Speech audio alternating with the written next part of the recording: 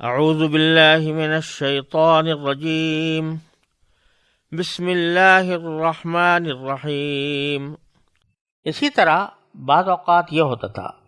قرآن کریم میں کئی جگہ آیا ہے کہ جو کفار تھے وہ رسول کریم صلی اللہ علیہ وسلم سے طرح طرح کے معجزات کا مطالبہ کرتے تھے، کہتے تھے کہ ایک چشمہ آپ نکال دیں اور ایک آپ کے کا باغ اچانک وجود میں آ جائے جس میں کھجوریں بھی ہوں، جس میں انگور بھی ہوں، اور کوئی کہتے تھے آپ آسمان پہ چڑھ کے دکھائیں۔ اس طرح کے مختلف مطالبات کفار کی طرف سے ہوتے رہتے تھے کہ فلاں معجزہ دکھائیں تو اس سے ہم ایمان لے آئیں گے۔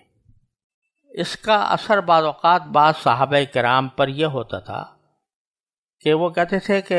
معجزہ دکھانا تو کوئی اللہ تعالیٰ کی قدرت، نہ اللہ تعالیٰ کی قدرت سے باہر ہے، نہ رسول کریم صلی اللہ علیہ وسلم کے لیے یہ مشکل ہے کہ آپ اس کے لیے دعا کر دیں اللہ تعالیٰ سے اور وہ معجزہ دکھا دیا جائے تو کم از کم ان کا یہ بار بار کا جو اشکال ہے وہ ختم ہو جائے اور یہ ایمان لے آئیں۔ تو یہ جو سوالات کیے جا رہے تھے ان کی طرف بھی فی الجملہ اس میں بعض مفسرین نے فرمایا کہ اشارہ ہے۔ امام راضی فرماتے ہیں کہ یہ اس سے مراد یہ ہے کہ یہ بات مراد بھی ہے کہ اے مسلمانوں تم اس فکر میں نہ پڑو کہ جو مطالبات کافروں کی طرف سے کیے جا رہے ہیں ان سارے مطالبات مانے جائیں، اس کے بارے میں سوال آپ بھی کرو کہ یہ معجزہ دکھا دیجیے تاکہ یہ لوگ مسلمان ہو جائیں۔ کیوں؟ اس لیے کہ پچھلی قوموں کے اندر بھی یہ صورتحال رہی ہے۔ اللہ تعالیٰ کی یہ سنت ہے کہ جب کفار کی طرف سے یہ کہا جاتا ہے کہ آپ فلاں معجزہ ہمیں دکھا دیجئے تو ہم ایمان لے آئیں گے۔ بارہا پچھلے قوموں میں ایسا ہوا، لیکن جب وہ معجزہ دکھا دیا گیا تو وہ لوگ پھر منکر ہو گئے۔ تو اللہ تعالیٰ کی سنت یہ ہے کہ جب ان کا منہ مانگا معجزہ ان کو عطا کر دیا جائے اور پھر بھی وہ ایمان نہ لائیں تو ان پر اس دنیا میں عذاب آ جاتا ہے۔ تو یہ مطالبہ یہ خود ان کے حق میں نقصان دہ ہوتا ہے۔ رسول کریم صلی اللہ علیہ وسلم سے جو معجزات کا مطالبہ کیا جا رہا تھا وہ کوئی حق طلبی پر مبنی نہیں تھا۔ حضور اقدس صلی اللہ علیہ وسلم کے معجزات خود ان کے سامنے بھی آ چکے تھے، قرآن کریم بذات خود ایک معجزہ تھا، لہذا یہ مطالبات غلط بھی تھے۔ لیکن اس سے زیادہ بات یہ تھی کہ اگر یہ معجزات میں سے کوئی معجزہ آپ کو دکھا دیا جاتا اور لوگوں کو دکھا دیا جاتا لیکن وہ اس پہ ایمان نہ لاتے تو پھر اللہ تعالیٰ کی سنت کے مطابق ان کے اوپر عذاب نازل ہوتا۔ اس لیے فرمایا گیا کہ ایسی باتوں کا سوال نہ کرو کہ اگر وہ تم پر ظاہر کر دی جائیں تو وہ تمہارے لیے نقصان دہ ہوں۔ یہ بھی اس کے مفہوم میں داخل ہے۔ خلاصہ یہ ہے کہ ایسی باتیں کہ جن کے بارے میں قرآن و حدیث میں کوئی ذکر نہیں آیا، اور یہ شریعت کا ایک مضبوط قاعدہ ہے کہ اصل اشیاء میں اباحت ہے، یعنی جب تک کسی چیز کی حرمت کا یا ناجائز ہونے کا حکم قرآن میں یا حدیث میں نہ آ جائے اس وقت تک اس کو حلال ہی سمجھا جائے گا۔ اس معاملے میں کھود کرید میں پڑنا یہ درست نہیں ہے۔ پھر آگے اللہ تعالیٰ نے یہ بھی فرما دیا کہ وَإِن تَسْأَلُوا عَنْهَا حِينَ يُنَزِّلُ الْقُرْآنَ تُبْدَ لَكُمْ، اور اگر تم ان کے بارے میں ایسے وقت سوالات کرو گے جب قرآن نازل کیا جا رہا ہو تو وہ تم پر ظاہر کر دی جائیں گی۔ یعنی جب وحی نازل ہو رہی ہے، رسول کریم صلی اللہ علیہ وسلم تشریف فرما ہے اور آپ پر وحی نازل ہو رہی ہے، اور اس صورت میں آپ لوگ کوئی سوال کرتے ہیں اور اس کا جواب وحی کے ذریعے آ جاتا ہے تو آ جائے گا، اور وہ مسکوت عنہ یعنی جو چیز کہ ابھی تک اس کے بارے میں کوئی واضح حکم نہیں تھا قرآن و حدیث میں، تو اب اس کے بارے میں وضاحت آ جائے گی۔ تو ہو سکتا ہے کہ یہ تمہارے فضول سوالات کی نتیجے میں اللہ تعالیٰ تم پر کوئی پابندی عائد کر دے۔ اب آپ نے سورہ بقرہ میں دیکھا کہ حضرت موسیٰ علیہ السلام نے اپنے قوم سے کہا تھا گائے ذبح کر دو۔ اب گائے کی کوئی تفصیل اس حکم میں نہیں تھی، لہذا کوئی بھی گائے وہ ذبح کر دیتے تو حکم کی تعمیل ہو جاتی، لیکن انہوں نے کہا جی ہمیں بتائیے کہ یہ گائے کیسی ہو، کتنی عمر کی ہو، اس کی صفات کیا کیا ہوں، اس کا رنگ کیسا ہو، وغیرہ وغیرہ. تو جو وہ سوالات کرتے گئے پابندیاں بڑھتی چلی گئی، اور جیسا کہ سورہ بقرہ میں اس کی تفصیل گزری ہے. تو اس وقت چونکہ حضرت موسیٰ علیہ السلام پر وحی نازل ہو رہی تھی، تو وحی کے نزول کے زمانے میں انہوں نے ایسے سوالات کیے جو خود ان کے لیے تکلیف دہ ثابت ہوئے، اور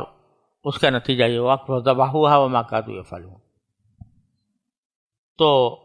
اللہ تعالیٰ فرما رہے ہیں کہ اگر ان کے بارے میں تم سوال کرو گے جبکہ قرآن نازل کیا جا رہا ہے تو تم پر وہ چیزیں واضح کر دی جائیں گی. اس آیت کی ایک تفسیر تو یہ ہے. دوسری تفسیر حضرت امام راضی رحمۃ اللہ علیہ نے یہ بیان فرمائی ہے، اس تفسیر کا امکان ظاہر کیا ہے کہ سوالات کی دو قسمیں ہوتی ہیں. ایک تو قسم وہ ہے جس کے بارے میں ابھی تک قرآن نے یا حدیث نے کوئی حکم ممانعت کا جاری نہیں کیا، اور آپ اس کے بارے میں سوال کر رہے ہیں کہ یہ جائز ہے یا ناجائز ہے. اس کے بارے میں تو نصیحت پہلے جملے میں کر دی گئی کہ ایسی باتوں کا سوال نہ کرو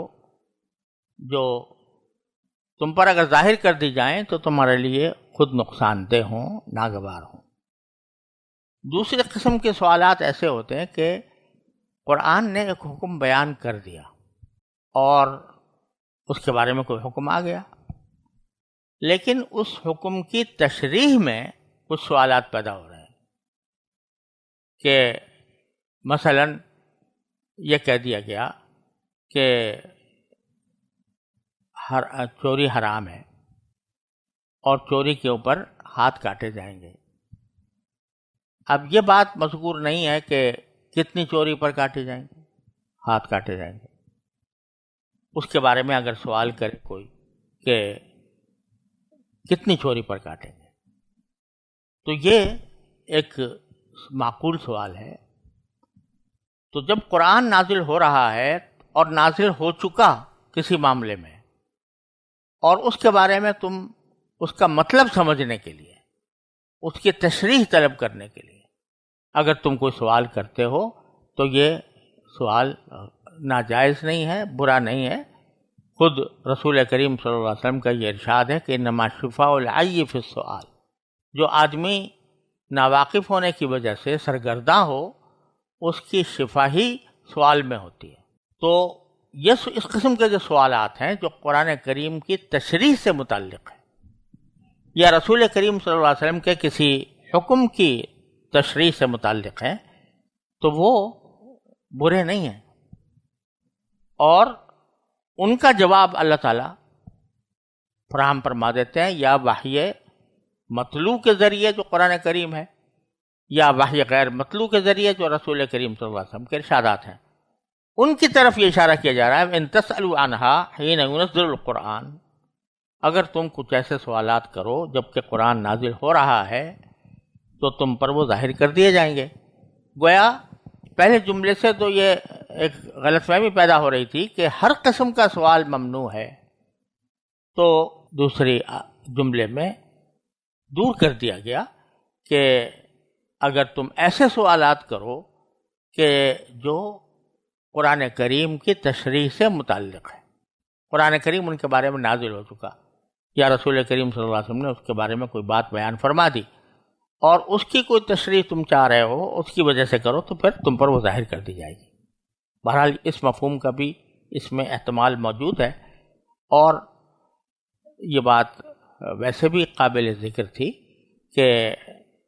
ہر قسم کا سوال منع نہیں ہوتا. وہ فضول سوال منع ہوتا ہے